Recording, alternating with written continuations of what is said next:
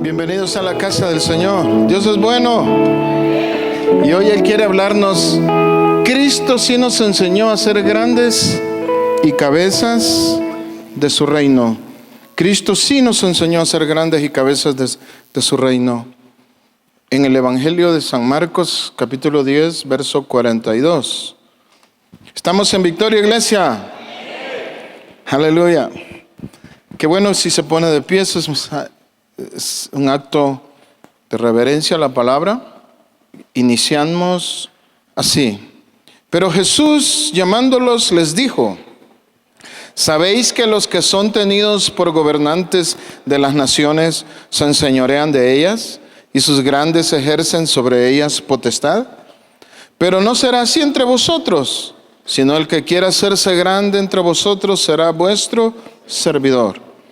Y el que de vosotros quiera ser el primero, será siervo de todos. ¿Puede tomar asiento, amado hermano?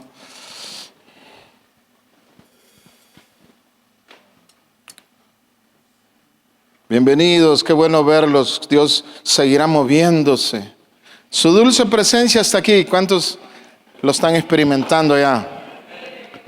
Y esa dulce presencia no es solo por sentir algo, no, trae su bien. Hay sanidad, hay liberación, hay multiplicación, hay toques sobrenaturales que hacen lo que otra cosa no puede hacer, lo que la medicina no logra, lo que el dinero no compra. El poder de Dios lo tiene, amén. Y es por la fe. ¿Cuántos tenemos fe que Él está aquí? Como dice ese canto, aunque no le pueda ver, ¿verdad? Tú estás aquí. Aleluya. Sí, el Señor enseñó a ser grande y a ser cabezas. Por mucho tiempo, hermanos, por muchos años, prácticamente en el mundo, pero mucho aquí en Latinoamérica, el Evangelio se enseñó o se tuvo como la religión de los pobres. Fue visto como la religión de ciertos estratos sociales bajos, de gente no educada, de gente pobre. Y por muchos años así fue. Los protestantes, como nos han puesto ese seudónimo, ese apodo, por así decirlo, que eso viene desde la reforma que hizo Martín Lutero, el monje católico, que en Alemania, pues el Espíritu Santo lo tocó, le habló a su corazón, porque él era un monje, un sacerdote que él quería hacer lo correcto, él quería más de Dios, y se encerraba en unas torres, en unos monasterios, y se castigaba con unos látigos, se arrodillaban y se infringían ellos mismos mucho sufrimiento, porque se les había enseñado que había que sufrir, que había que pagar de alguna manera, ser dignos de lo que Cristo hizo. Pero cada vez que él se lastimaba, más vacío sentía, más necesidad sentía. Pero no era algo que estaba sucediendo por casualidad, sino que el Espíritu de Dios estaba haciendo una revolución, o más bien dicho, una reforma, porque el Evangelio estaba muerto, se había vuelto un sistema corrupto, un sistema humano, sin vida, y el Señor quería levantar algo nuevo y lo usó a Él. Y el Espíritu Santo, y cuando Él leyó esa frase tan poderosa que está en la carta a los Romanos: mas el justo vivirá por la fe. Y él, cuando vio, dijo: bueno, yo no estoy viviendo por la fe, yo estoy viviendo de los puros latigazos que me estoy dando. Y no siento vida, más bien me siento cada vez más triste. Y él empieza un movimiento que hasta el día de hoy, pues, entonces la iglesia tradicional lo señaló como protestante, porque él salió a las plazas y empezó a predicar el verdadero evangelio, y eso fue tomado como una protesta, porque él denunció que la jerarquía religiosa vendía la salvación O sea que si usted tenía un abuelo que fue jodidito, adúltero, así un pícaro, pero el abuelo tenía billete y se murió el abuelo, ¿va? Entonces por ahí está trabado, el abuelo no ha llegado ni al infierno ni al cielo, ¿va? Entonces se daban las indulgencias, se permitía pagar grandes cantidades de dinero para que el abuelo llegara pues al cielo, una ayudadita. O sea, había un negociazo con las indulgencias. Y eso fue una de las cosas más fuertes que denunció. Bueno, él puso 99 frases que le llamaron las 99 tesis de Martín Lutero, donde él estaba denunciando lo que estaba sucediendo con la iglesia tradicional y las clavó en la puerta de la catedral de Gutenberg, o sea, de Alemania, donde él vivía. Entonces, desde entonces le llamaron a él el protestante, ¿ve? Y los que lo empezaron a seguir porque se formó una revolución tremenda. Y se levantó, o sea, salió de lo que era la iglesia tradicional, nuevos grupos, y les llamaron protestantes. Así que no es que usted ande protestando, aunque hay algunos algo protestantes aquí. Vamos a ver cuántos Martínez Luteros hay por aquí. Entonces, pero a través del tiempo, hermano, la iglesia tradicional le ofrecía una opción religiosa de consolación de la conciencia. Entonces, muchas iglesias tradicionales se manejaban para la clase alta, para la gente de caché, la gente de dinero, la gente educada. Y pues ellos querían mitigar, aplacar su necesidad, sentirse de alguna manera purificados. Pero se siguieron levantando grupos no tradicionales. Y en Guatemala, hermano, hubo uno de los primeros evangelistas que vinieron. Fue un señor que nació en Bélgica, llamado Federico Krog. Hay una película de él en el canal 27. Un verdadero héroe de la fe, un hombre que su misión era ir y predicar. Él llegó de Belice a las Verapaces, y de las Verapaces se iba a pie, hermano, cientos de kilómetros a pie. La misión de él era, él predicaba el evangelio y vendía Biblias, pero recibió una oposición tremenda porque él denunciaba el estilo de vida. O sea, la iglesia tradicional no confrontaba cómo vivían los ricos, los poderosos, sino que solo les hablaba del amor de Dios, que el Señor los perdona. Entonces los ricos iban a sus catedrales y pues se les echaban ahí su agüita y les hacían su señal, les hacían su ritual y salían pues por lo menos un poco apaciguados de su culpa. Pero este Federico Krog empezó a predicar así como Cristo predicaba, como los apóstoles predicaban. Por supuesto, hermano, que recibió una gran oposición y tuvo una vida muy dura. Incluso él tenía una esposa francesa y como caminaban, hermano, 200, 300 kilómetros a pie, les llevaba semanas. La esposa se enferma por esa vida dura, pero él lo llevan preso por predicar la palabra, por hablar como Cristo habló. Y en lo que él está preso, la esposa se le enferma y se le muere mientras él está, ni siquiera se pudo despedir de ella. Fue una vida dura, hermano. Y a diferencia de eso, o sea, un poquito después de eso, Justo Rufino Barrios, él permite que se traiga a la iglesia presbiteriana. Esa iglesia está allá en la zona 1, atrás del Palacio Nacional. Esa iglesia fue fundada en el 1908. Fue la primera iglesia evangélica oficialmente permitida en Guatemala. Pero pues yo no quiero hablar mal de esta iglesia, pero Federico Krog recibe oposición porque él habla el evangelio como es, porque señala el pecado como Cristo lo señaló, pero también presenta el perdón como Cristo lo presentó. Amén. Entonces, vemos dos líneas. Una línea que habla evangelio, pero que no quiere tener problemas con nadie.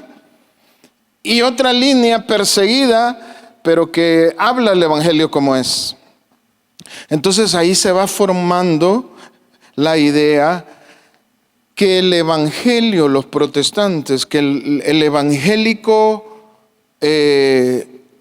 original, como se movió en la iglesia primitiva, era un evangelio para las clases bajas, para los ignorantes. La clase alta no seguía ese tipo de movimientos. La clase alta seguía aquellas iglesias adornadas, donde los sacerdotes se vestían con muchos trajes, hacían muchos rituales, y era algo muy místico, muy sagrado, entre comillas.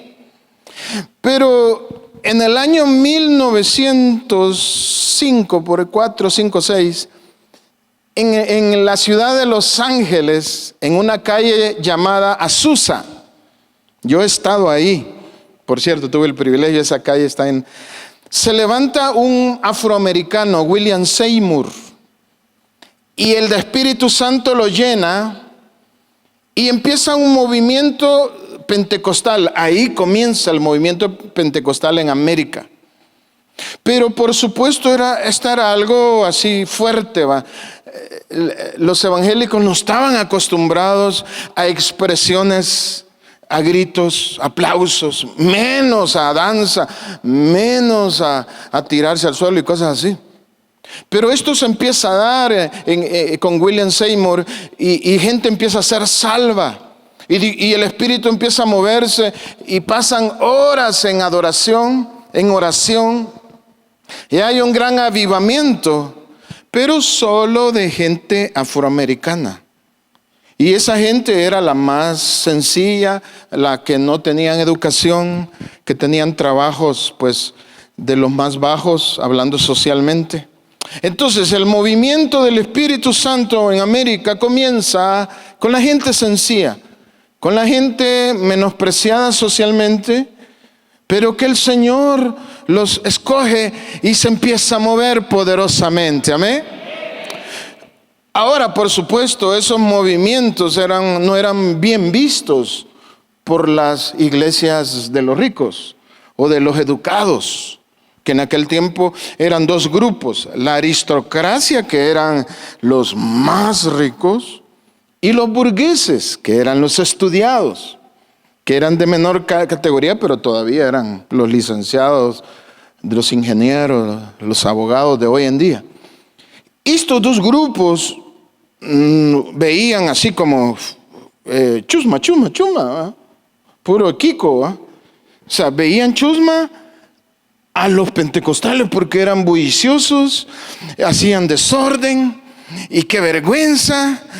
Pero también junto con el derramamiento del Espíritu viene la palabra que denuncia el pecado. Entonces tampoco les gusta eso. O sea que la manifestación del Espíritu Santo viene acompañada con una palabra fuerte, con una palabra que denuncia y que confronta directamente. Y por supuesto los aristócratas y los burgueses, pues ellos con su vida social, con sus doble vidas, con aquellos hombres aristócratas, con varias mujeres, pero eso nadie lo comentaba. Porque eran o sea, a las fiestas llegaban con sus esposas, ¿va? Pero detrás de eso vivían vidas inmorales. Pero las iglesias tradicionales no denunciaban eso, sino que los absolvían. Y entonces la iglesia tradicional era muy apoyada por esos grupos. En cambio, la chusma era la que estaba resurgiendo por un mover del Espíritu Santo. Pero como todo mover de Dios, como toda manifestación de Dios, tuvo su oposición también, tuvo su guerra. Porque como era nuevo era algo que no se había dado, no sabían cómo manejarlo y se dieron unos excesos, se dieron unos extremos, donde también el diablo aprovechó esa falta de instrucción, porque era gente sencilla, esa falta de instrucción los lleva a empezar a tener roces, celos internos, y el diablo aprovecha eso y divide.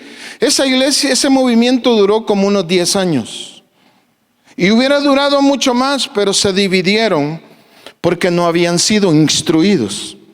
Entonces de eso aprendemos que es bueno ser sencillo delante de Dios, pero con instrucción. Amén.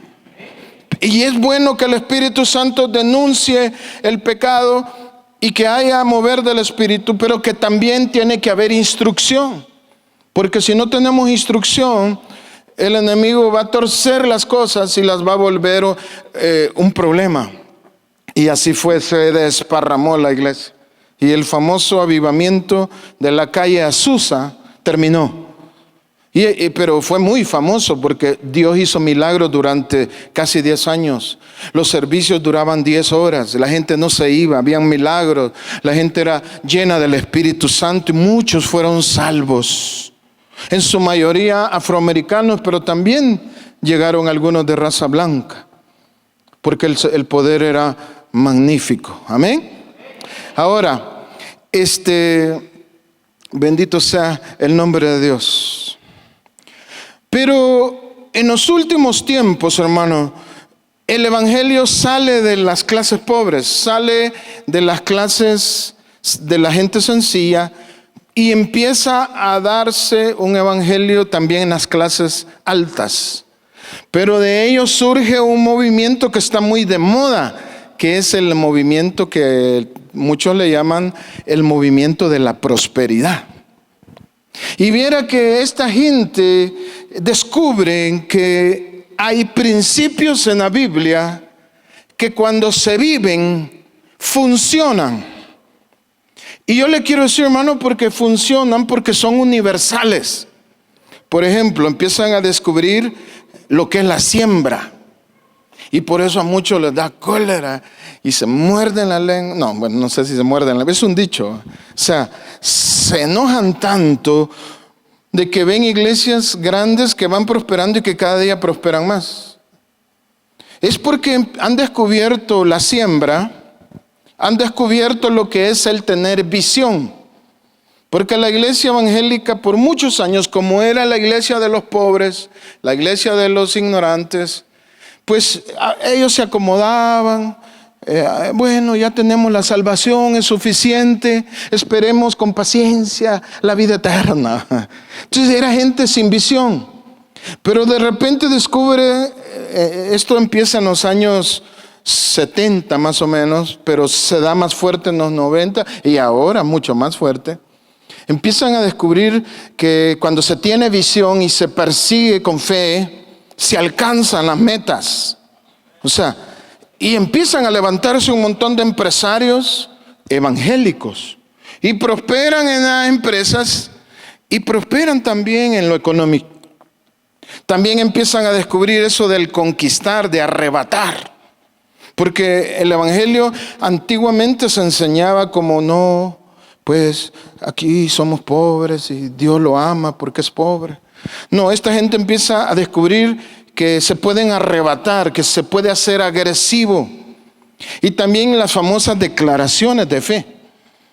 Empiezan a descubrir cómo se puede declarar en fe y empiezan a prosperar materialmente. Pero no significa que desarrollan el carácter de Cristo.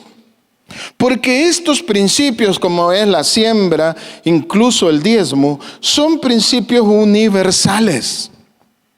O sea que aún los que no han nacido de nuevo, aún los que no son convertidos, si ellos los practican, van a ver el resultado. Amén.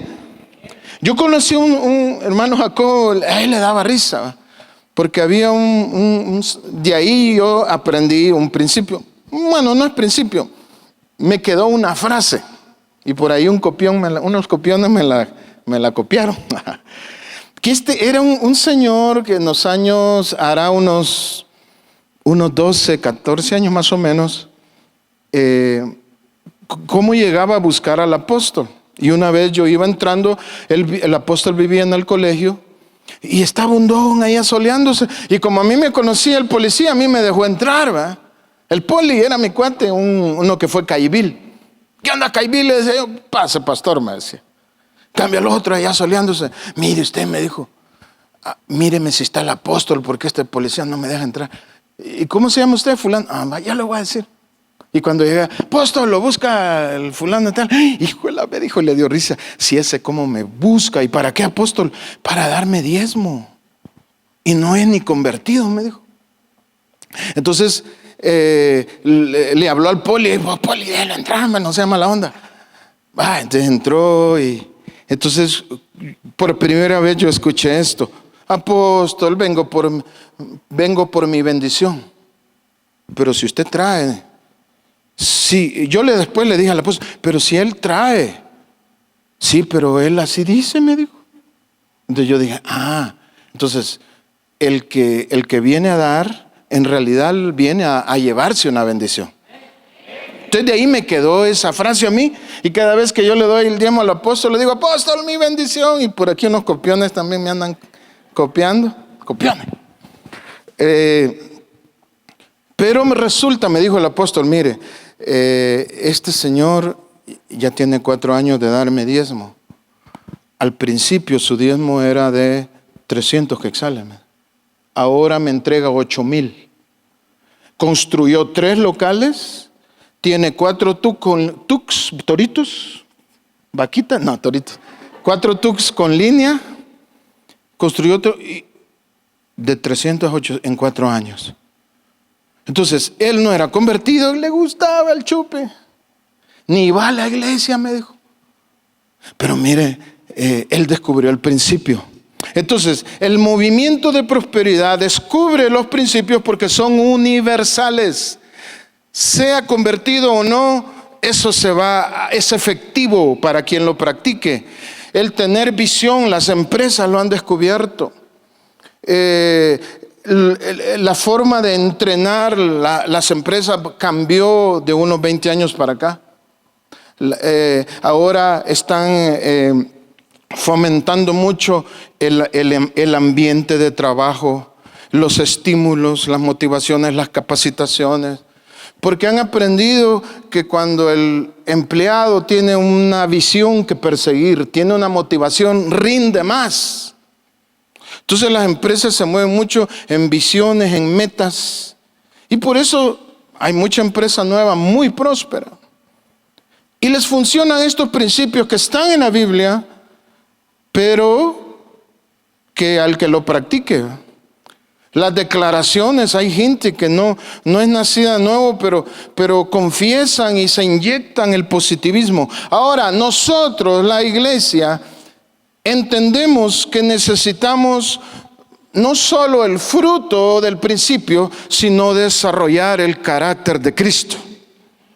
Porque las dos cosas es lo que a mí me va a llevar a una prosperidad integral. Porque yo no solo quiero el fruto, porque ese que de 300 pasó a diezmar 8,000, le han venido un montón de sopapos. Después le vinieron unas luchas con su matrimonio, unos problemas con sus hijos. O sea, sí cosechó bendición material, sí alcanzó otros niveles. Pero le faltó lo más importante. Amén. Y eso es de lo que Cristo está hablando. Aleluya. ¿Usted lo quiere, hermano? Porque no es que Cristo no le diga a la iglesia que no pueden ser cabezas. No, porque no lo está negando. Tampoco está enseñando el Señor que es malo querer ser grande. No dice eso. Lo que está haciendo el Señor es mostrando el método, el camino que va a ser integral. Amén. No es el evangelio de la prosperidad, sino una prosperidad que incluye la formación del carácter de Cristo. Y él lo dice de esta forma, porque dice, el que quiera hacerse grande, no dice, eso está malo, no lo hagan. Solo le está dando el camino, cómo llegar a ser grande. O sea que sí, el Señor está estableciendo que quiere que sus hijos sean grandes. Y la palabra grande aquí en el griego es mega, así de millón. O sea que el que quiera ser mega. Y por ahí va a haber un abusivo que va a decir, yo quiero ser tera. ¿Ah? Bueno, tera significa 1,000 millones. Perdón, giga sería el siguiente. Yo quiero ser giga, que es 1,000 millones. De ahí viene el tera, que es mil millones de millones. O sea que el Señor no nos está dando una visión de que tenemos que ser pobres, pequeños, humildes. Bueno, humildes sí, pero así, cualquierita. No, Él quiere que seamos grandes y Él quiere que seamos cabezas. Solo que nos está aclarando y nos está diciendo, nos está enseñando la estrategia. Y aquí está, ser el servidor de los demás y ser el que sirve. Ser el servidor de los demás, ser el siervo de todos. Entonces, yo le voy a mostrar a la luz de la palabra que es necesario aplicar estos principios universales de bendición. El dar, el sembrar, el ser proclamadores, gente de visión, perseguir metas, ser agresivos, declarar, porque usted ve en las redes sociales muchos predicadores que declaran y por eso hay otros que como atacan y dicen y suben temas. La declaración no es bíblica y el asunto es que ellos lo atacan porque les cae mal que los de la prosperidad solo en eso se enfocan. Entonces yo les digo una cosa, a los dos les falta algo. A los de la prosperidad les falta desarrollar el carácter de Cristo y a los otros les falta tener la visión de Cristo. Entonces nosotros nos vamos a ir en lo bíblico, amén, en el camino que Cristo enseñó. El camino de la grandeza está en el servicio, pero lo vamos a ir entendiendo. Y quiero llevarlo a la iglesia primitiva, a la primera iglesia, la que los apóstoles levantan recién resucitado Cristo. Esa iglesia que está con esa, ¿cómo le digo yo? Con esa experiencia fresca de lo que fue estar con Cristo, de lo que fue oír sus palabras, estar sentir su presencia corporal, humana, pero también el impacto espiritual. Verlo subir, porque todos esos lo vieron ascender. Vieron a los ángeles que lo recibieron en las nubes. Oyeron la voz que les dijo, a este que están viendo ahora irse, va a regresar también en estas nubes, a través de estas nubes. Usted está esperando a Cristo, iglesia. Él va a regresar, amén. Y si usted está vivo, lo va a ver a través de las nubes. Y si ya es finadito, va a resucitar poderosamente. Y de todos modos lo va a ver y lo va a recibir en las nubes. Alaba a Dios por eso. Dele un aplauso al Señor.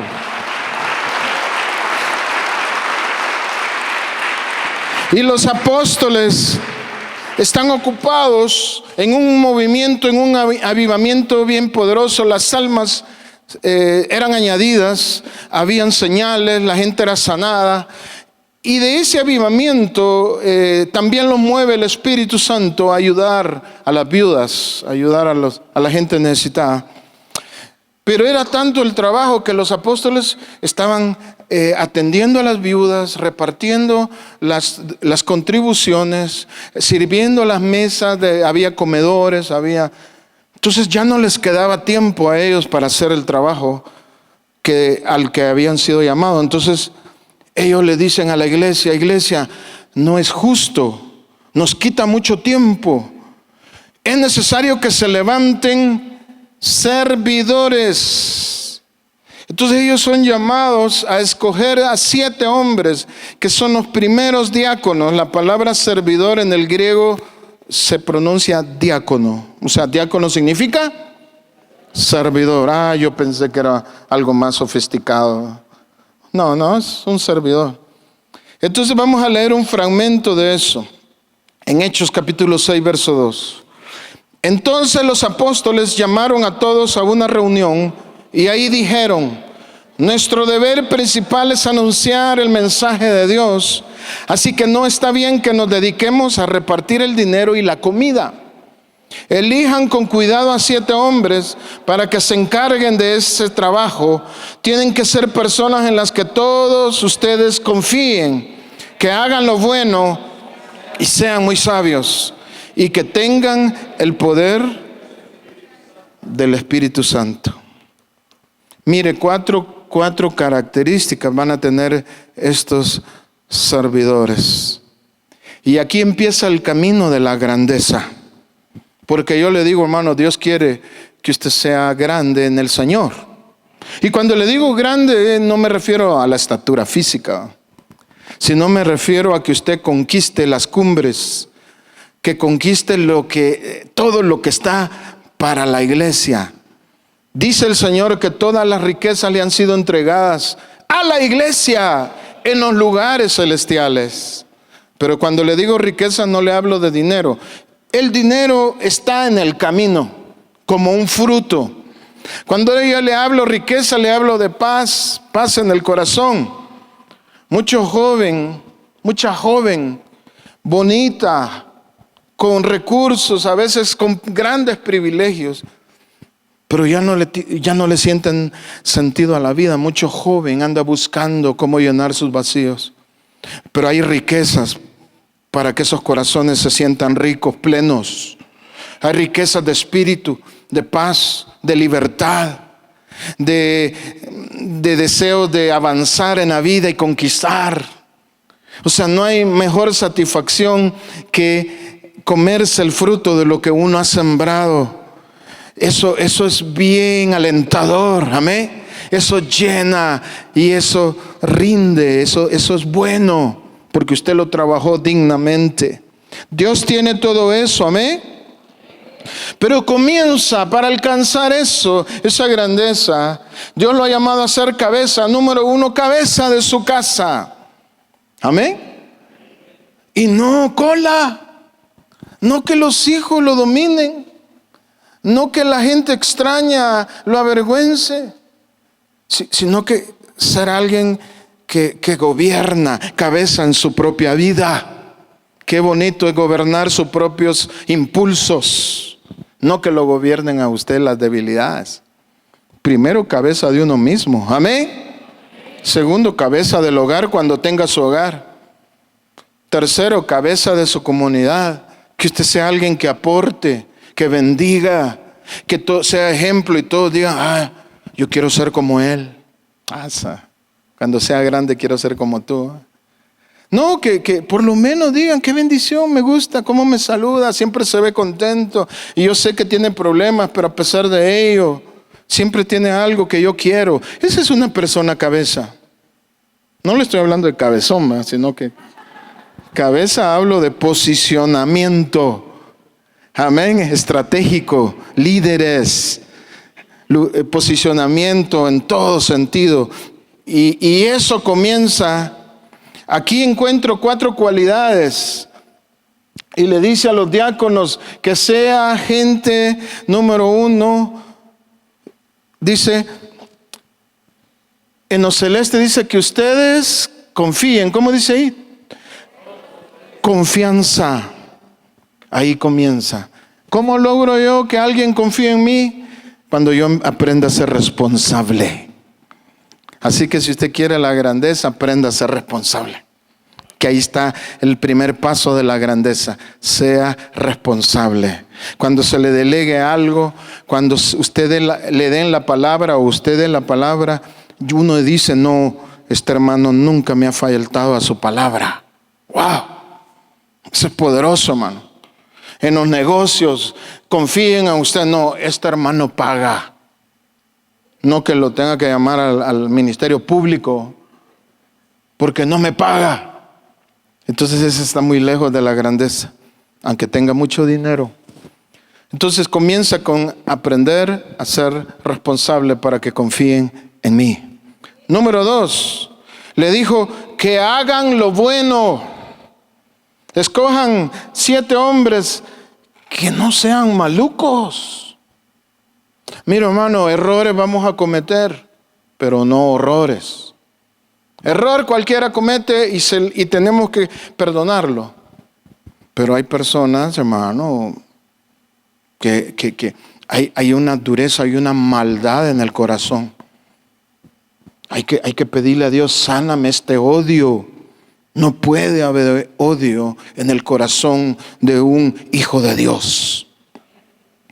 Entonces, tenemos que ser servidores de Cristo, que tenemos ablandadito ya el corazón, que no vamos a ser capaces de volarle la cabeza a alguien.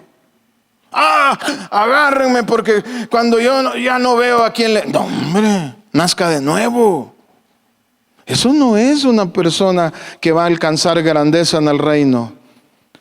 Tenemos que ser personas que hacemos lo bueno, aunque cometamos errores. Número 3, que sean sabios, que agarremos experiencia. Amén. Bueno, yo le valgo que la primera vez que se enamoró, ya andaba bateando, pero ya van 3 y lo mismo, no aprende. El mismo, bueno, yo hablaba en el culto pasado, ¿va?, que son amarres, son ataduras. Pero liberémonos en el nombre de Jesús, amén. Y agarremos experiencia de la vida. Recuérdese que la misma situación le pasó. ¿Para qué le da fiado si sabe que no paga? Yo por eso hay unas hermanas que me venían a poner queja. Hermano, pues si usted le dio. ¿O será que le puso una ametralladora, un AK-47? No, usted le dio con su gusto. Ay, sí, no, ya sabe usted que no paga. Entonces, no hay grandeza cuando no se aprende de la experiencia. Cuando no se vuelve sabio uno de los mismos errores. Y ahí comienza la grandeza, hermano. No es que no cometa errores. Son necesarios los errores. La cosa es que no los repita. Cámbiele un poco la segunda. Varíele un poco, pero no falle en lo mismo. Hasta canciones hay de eso. Tropecé de nuevo con la misma piedra. ¡Qué desgracia! Y por último, llenos del Espíritu Santo, con poder del Espíritu Santo. O sea, la grandeza se va a llegar de gente que es ministrada, de gente que le gusta que le impongan manos, que busca la presencia de Dios. Por eso usted viene a la iglesia, porque esto que se dio hoy, ¿cuántos disfrutaron la presencia de Dios? Esto que se dio hoy no se va a dar en su casa. Ahora, puede en algunos momentos manifestarse el Señor de una manera linda, pero no es lo mismo cuando está la multitud, cuando está el pueblo. Hay algo especial, hay un poder único cuando nos reunimos en armonía juntos. Entonces, el que va a ser cabeza en el reino es alguien que es ministrado y el poder de Dios se va asentando en su vida. Amén. Bueno, el Señor aseguró, pero aquí está lo difícil: servir al prójimo. Es que eso son pocos, algunos que lo tienen natural, pero son pocos, que son así para servir diligentes y que corren, así como hermano Emilcar, hermano Carlos, servidores naturales. Por eso el Señor ya los tenía escogidos. Yo me recuerdo, muchos años antes que nuestro hermano Carlos viniera a la iglesia, me llamó un hermano de Estados Unidos, me dijo: vayan a visitar a don Carlos Muñoz. Uy, dije yo, pero si eso es bien católico, dije yo. Vayan a visitarlo, porque el Señor me habló en un sueño que lo tiene escogido y lo va a usar grandemente. Ay, será ya todavía ya. Algo incrédulo. No, pero sí llegamos, se recuerda, ¿verdad? Que llegamos, ¿verdad? Y así todo ay, del mismo, pues sí. Y a veces nosotros ni con gracia, a veces solo soltamos el machete, ¿verdad? Pero ahorita ya lo afilé, hermano, ya no. Ya ni cuenta se da cuando le doy los filazos. El servidor, el que se hace. Ahora, bienaventurado el que nació y se hace, todavía mejor. Pero los que no tenemos esa vocación así tan natural, estamos llamados a hacernos, porque Dios quiere que seamos grandes. Pero no es por el camino de la prosperidad y el carácter hay que mire, no. Sí, Jesús quiere que seamos grandes, pero como estos diáconos, ellos empezaron desde abajo. Y hay un hombre llamado Felipe que fue escogido. El primero en morir, el primer diácono escogido fue Esteban. Pero Esteban, pocos meses o semanas estuvo como diácono. Inmediatamente, o sea, casi a los pocos días de haber sido nombrado diácono, él es martirizado, él es asesinado a pedradas. Y el apóstol Pablo es el que aprueba, es como quien dice, el juez del ministerio público, él llegó a aprobar la ejecución, dio su aprobación oficial.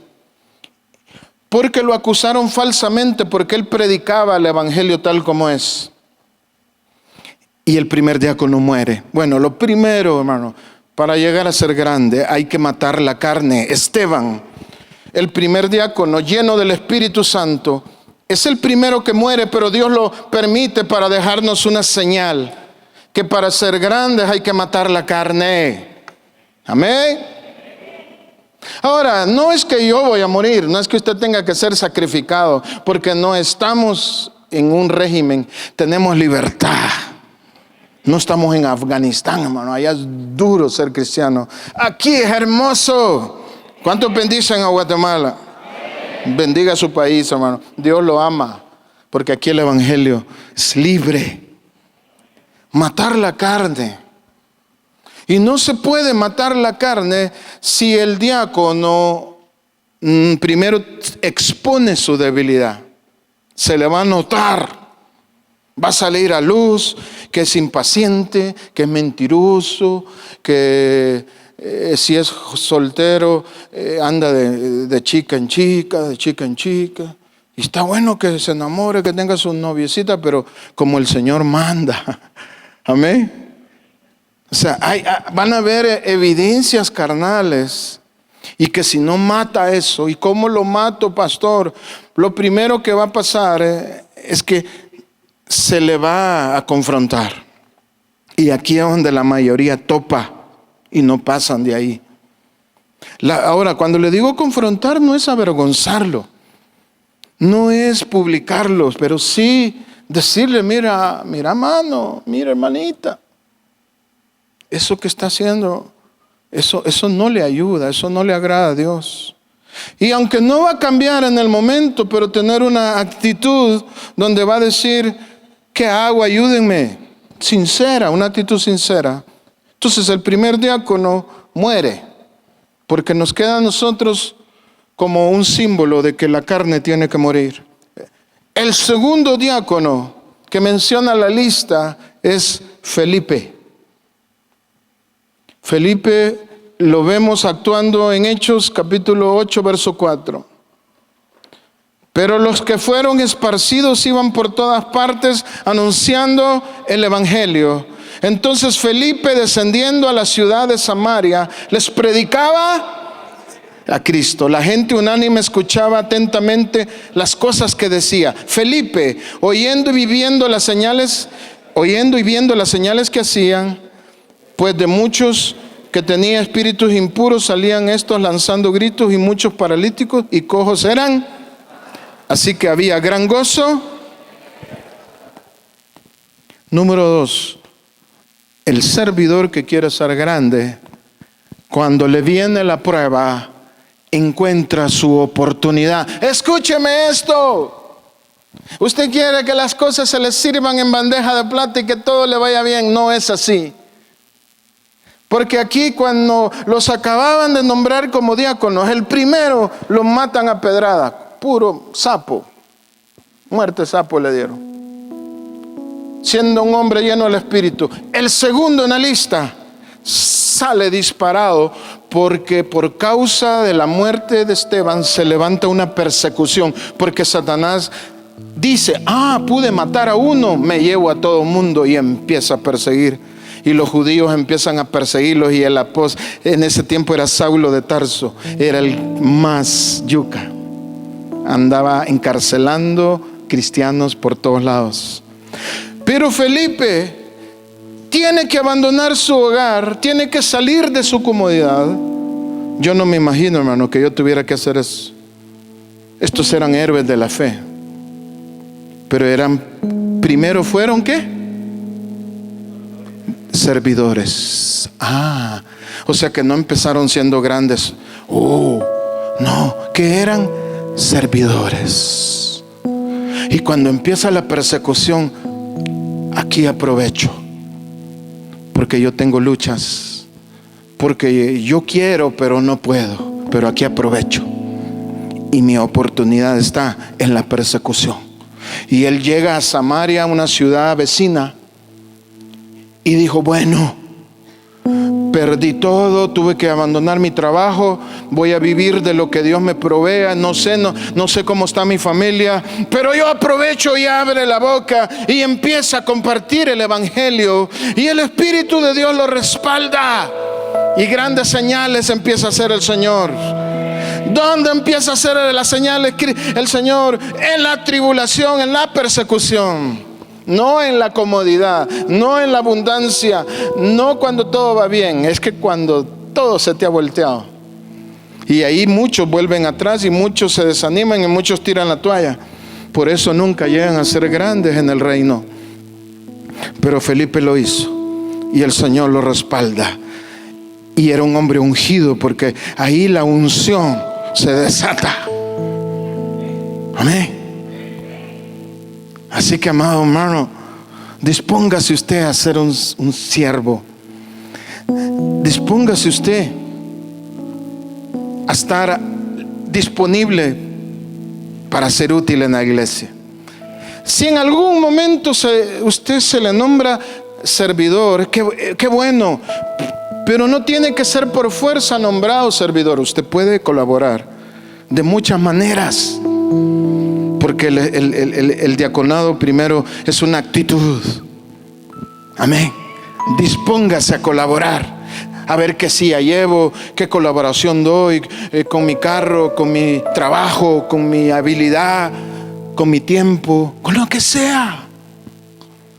Pero ese es el comienzo de su grandeza. Pero termino con el mejor ejemplo de todos. ¿Quién cree que es el mejor ejemplo para nosotros? Cristo. Evangelio de San Juan, capítulo 13, verso 2. Y cuando cenaban, como el diablo ya había puesto en el corazón de Judas Iscariote, hijo de Simón, que lo entregara, sabiendo Jesús que el Padre le había dado todas las cosas en las manos y que había salido de Dios y a Dios iba, se levantó de la cena, se quitó su manto y tomando una toalla se la ciñó. Luego puso agua en una vasija, comenzó a lavar los pies de los discípulos y a secarlos con la toalla con que estaba ceñido. Wow, y Pedro se asustó. Uy, Señor, no me lavé los pies. Yo no. Le daba vergüenza, se sentía raro, más bien se sentía culpable, como quien dice, yo tenía que lavárselos y a mí no se me ocurrió. Pero Jesús lo hizo.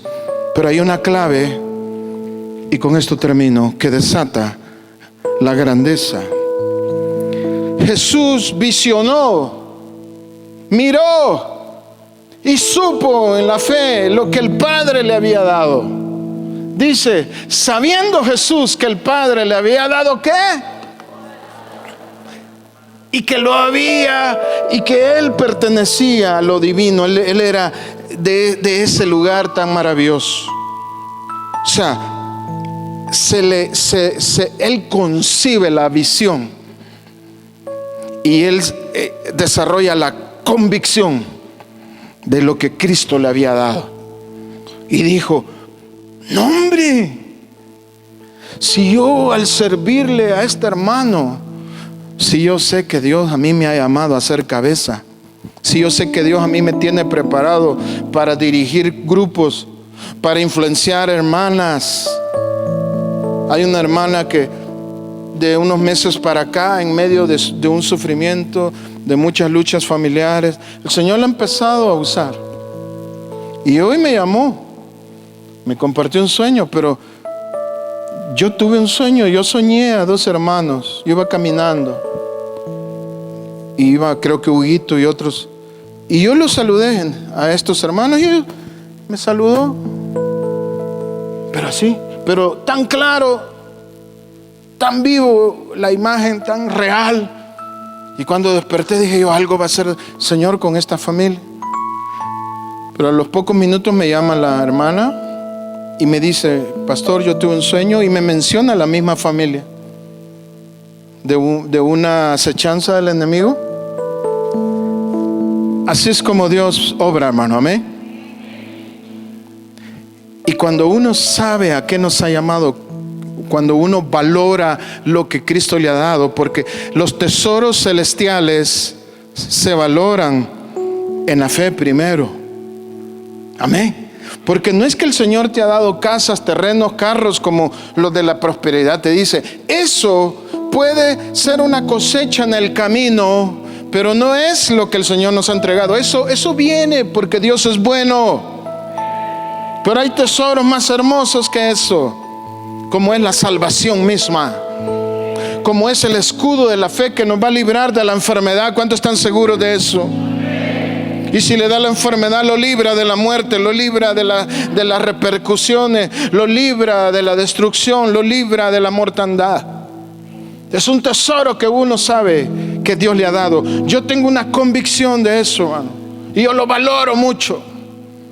Valoro el ministerio, el llamado, valoro lo que Dios me permite hacer con mis hijos, valoro los tiempos familiares, valoro lo que estoy sembrando en ellos, veo como un tesoro el poder guiar a otros hacia el camino de vida eterna. Para mí eso vale más que cualquier cosa. Y usted tiene que descubrir, no necesariamente solo en lo espiritual, en lo laboral, en lo económico, en todo sentido, estar convencido de lo que Dios le ha dado, aunque todavía no esté desarrollado. Pero cuando usted ve eso y dice, esa oportunidad es mía, a usted no le importa humillarse, porque dice, yo estoy aquí asegurando ese puesto, ese ministerio, ese esposo, esa esposa, aquí lo estoy asegurando. La salud, aquí la estoy asegurando. La multiplicación, las oportunidades financieras, aquí las estoy asegurando cuando le sirvo a otros. Y eso es lo que Cristo hizo, sabiendo lo que ya el Señor le había dado. Póngase de pie, amada iglesia, sabiendo lo que el Señor me ha dado. El camino de la grandeza, Felipe lo descubre.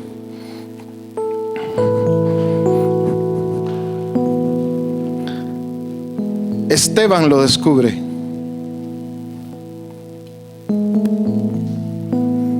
Si un día, estando en el Evangelio, usted es avergonzado por alguien, es que Dios quiere que su carne se muera. Sopórtelo y diga, bueno, yo voy a aprender algo de esto, pero no hagamos líos. y a llegar hasta juzgados. Es que si no matamos la carne primero, no hay grandeza en el reino. Y cuando le digo grandeza, cuando Dios exalta, nadie le va a quitar eso. En cambio, el tesoro material se lo roban los ladrones, los extorsionistas, los secuestradores. Pero los tesoros divinos no se los roba nadie. Usted puede, haciéndose servidor de Cristo, usted puede asegurar el futuro de sus hijos, y eso nadie se lo puede dar. ¿Quién le va a asegurar a usted que su hijo varón se va a ir a quedar amarrado con una mujer sota horrible? Cuando le digo horrible, no hablo de lo feo, sino de mala vida. Sí, cuando el diablo atrapa, usted lo puede asegurar ahorita, haciéndose el servidor de su prójimo. Ahora le digo, termino con esas dos cosas. Primero es teniendo la visión de lo que Dios nos ha dado. Sabiendo Jesús, luego se ciñe una toalla, se la pone y esa toalla se la quita y le limpia los pies hedionditos a los otros. ¿No cree usted que andaban limpios, chucos? ¿Sabe qué logra Jesús? La sencillez de corazón. No hay persona grande en el reino que no alcance la sencillez de corazón, porque la toalla se vuelve su vestido, pero esa toalla después está limpiando la mugre de los pies. Mire, hermanos, si podemos ponernos buenas cosas, póngaselas. Hay unos creídos aquí que solo de marca, pero bueno, póngase de todo lo que puedas. Media vez no se ha robado y usted no anda estafando a la gente. Que sea de su trabajo digno, póngase. Pero que eso no gobierne su corazón. Cuando le toque ceñirse con la toalla, hágalo. Porque hay iglesias que se han quedado cuidando el caché. A mi mamá, cuando venía como de una iglesia así, le dijeron: hermana, usted va del caché al quiché. Cuando ella venía para acá, porque ya veía, se recuerda usted de mi mamá, ¿no? Con sus taconcitos y su ropa. Sí, mi mamá siempre ha sido, pero ella es sencilla de corazón. Que se ponga todo lo que quiera, bonito, todo es válido, pero el corazón tiene que ser sencillo, y eso es lo que Cristo nos enseña.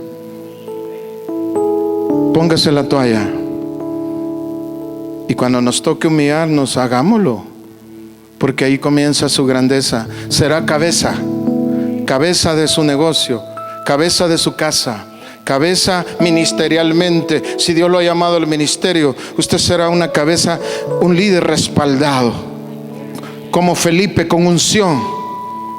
¿Cuántos lo quiere? Yo lo invito, hermano, en el nombre de Jesús.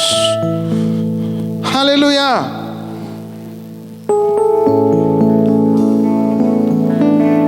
Porque el Señor sí quiere que seamos grandes y líderes, pero que también desarrollemos el carácter de Cristo. El Señor sí quiere que prosperemos, pero no a costillas de la sencillez de corazón. El Señor sí quiere que vayamos adelante, pero sin perder el propósito divino. Sí, el Señor quiere que en tu pueblo, que en tu barrio, que en tu ciudad, tú seas un negociante próspero.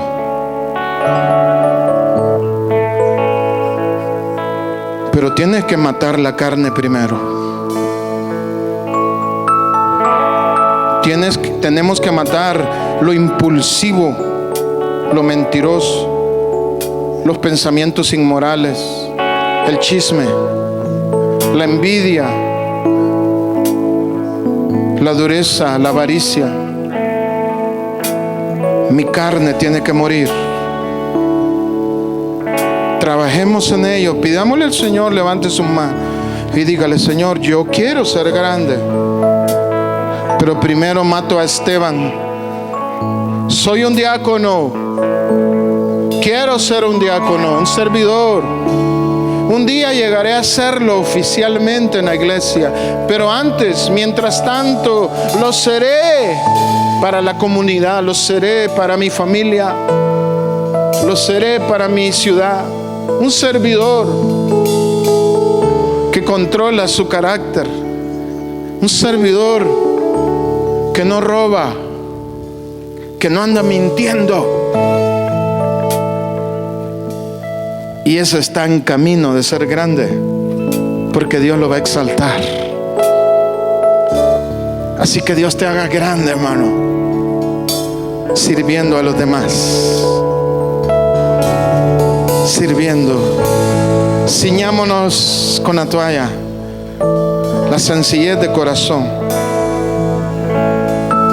Si podemos ponernos cosas finas, pongámoslas, pero que eso no te haga ver de menos a otro. Si tú puedes andar un buen carro, si Dios te da las fuerzas, hazlo, pero que no te haga sentirte más que los demás, que no te haga sentirte que los demás no tienen valor, porque ahí no está la grandeza. Señor, yo veo cabezas de hogar aquí, van a ser cabezas. Tomen la autoridad a su casa, porque Dios dice: yo te he llamado a ser autoridad, cabeza en tu casa. Aleluya. Oh, sí, Señor. Pídale al Señor hoy: yo quiero ser grande, Señor. Quiero ir adelante, quiero ser el primero, pero en el camino de Cristo. Los empresarios, claro que Dios quiere que sean los número uno. Claro que Dios quiere que sean ejemplo de honestidad, ejemplo de fe, ejemplo de trabajo, ejemplo de integridad. Claro que Dios quiere empresarios, negociantes. Claro. Pero también al mismo tiempo Él quiere verte que dominas la tentación, que aprendiste a orar cuando la tentación te ataca, que aprendiste a pedir ayuda, porque los diáconos tenían que ser llenos del Espíritu. Y para ser llenos del Espíritu hay que pedir ayuda, hay que buscar ministración, hay que venir a la iglesia, hay que llenarse en su presencia. Así que yo te proclamo, yo te declaro en la fe, pero no a costa de tu carácter. La prosperidad solo te declara aunque seas el más carnal. No, busquemos las dos cosas, porque eso es lo que Dios aprueba. ¿Cuántos quieren ser prósperos? Pero también ¿cuántos quieren matar la carne? Hagamos las dos cosas. Aleluya. Espíritu Santo, ministranos hoy. Ministranos, Señor. Señor, yo estoy viendo cabezas, líderes que van a ir hacia adelante en lo que se han propuesto, en lo profesional, en lo laboral, en los negocios, en las empresas, en los ministerios, en lo espiritual, en lo familiar. Se van a posicionar donde el Señor los ha querido, puedan gobernar en el Espíritu, donde puedan gobernar con sabiduría. Primero nuestras vidas, nuestro cuerpo. Segundo la casa. Tercero la iglesia, donde podamos ser autoridad, donde nos posicionemos a reprender las fuerzas malignas,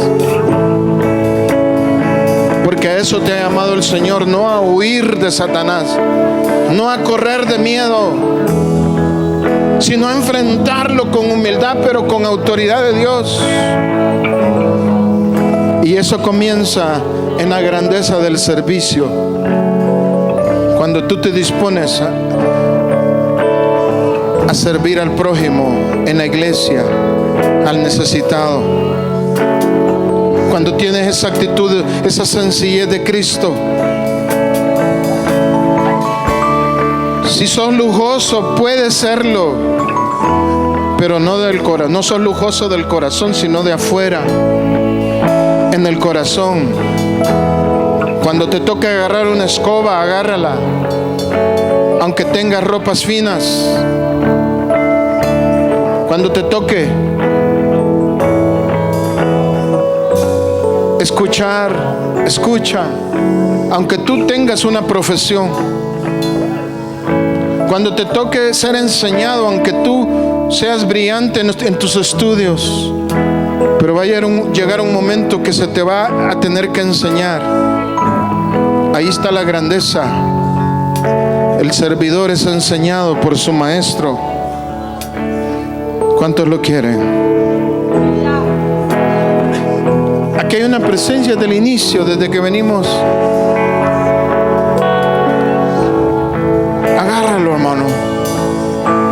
Agárralo como que fuera algo que se puede agarrar con las manos. Señor, yo agarro esta unción de servidor, esta actitud de servidor, yo la llevo en mí. Boto mi carne, boto mi orgullo.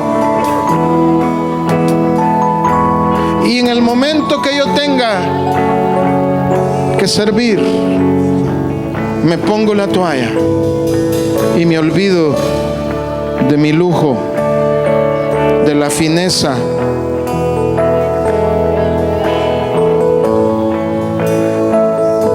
Que seas cabeza en tu casa, que seas cabeza en la rama de tus negocios, en tu campo de trabajo, que seas cabeza. Que el Señor te dé las ideas más brillantes, que el Señor te dé sabiduría donde trabajas, que el Señor te respalde, pero teniendo una actitud de servidor, de siervo, sabiendo lo que el Señor nos ha dado. Piensa, yo cierro con eso. ¿Tú sabes lo que el Señor te ha dado? ¿Valoras los tesoros celestiales? ¿Valoras la unción que el Señor te ha dado? ¿Valoras el escudo de la fe? ¿Valoras las oportunidades que el Señor nos da? ¿Valoras el cariño con que cuida a tus hijos? ¿Valoras cuando los sembradores? Porque es bueno hacerlo ver. Aquí hay gente que fielmente siembra y fielmente diezma, pero yo te motivo, no lo hagas por costumbre. Tienes que saber qué es lo que el Señor te ha dado como fruto de lo que tú siembras. Sabiendo eso, sabiendo que el Señor te libró de la condenación eterna, sabiendo que los demonios de muerte han sido vencidos, sabiendo que el Señor te tiene preparado mejores tiempos, sabiendo que la gracia está ahí para cuando la solicitamos, la suplicamos, sabiendo que su brazo poderoso está hoy aquí, sabiendo eso, póngase la toalla, pongámonos la toalla y sirvamos al prójimo. Oh, Señor. Señor, yo oro por las familias. Pero, perdón, antes de cerrar, quiero dar la oportunidad, si hay alguien que quiere reconciliar hoy o aceptar a Cristo por primera vez, yo le invito a venir al frente. Si usted necesita ponerse a cuentas, se alejó de los caminos de Dios, lo invito a venir aquí al frente. O si nunca lo ha hecho y hoy siente la necesidad, yo lo invito a venir. Que sea voluntaria la decisión, pero dejo abierta la invitación. Si hubiera alguien. Y luego cierro. Quiero bendecir sus casas, sus familias. Señor, ha sido abundante tu misericordia, tu gracia, y aún nos llevamos tu cobertura. La venimos a ratificar y a confirmar a este lugar. Que sean guardados los niños, los bebés, que sean guardados los jóvenes, los adolescentes, los varones que salen a trabajar en sus vehículos, las hermanas que salen a trabajar, las que se quedan en casa. Guarda, Señor, toda alma, toda vida que hoy te busca en esta casa, y a los que ellos representan. Que se lleven, Señor, esa confirmación de fe, sabiendo eso. No vamos a dejar nunca de buscarte, Señor. Yo los bendigo. Yo los bendigo en el nombre de Jesús. Dale un aplauso al Señor.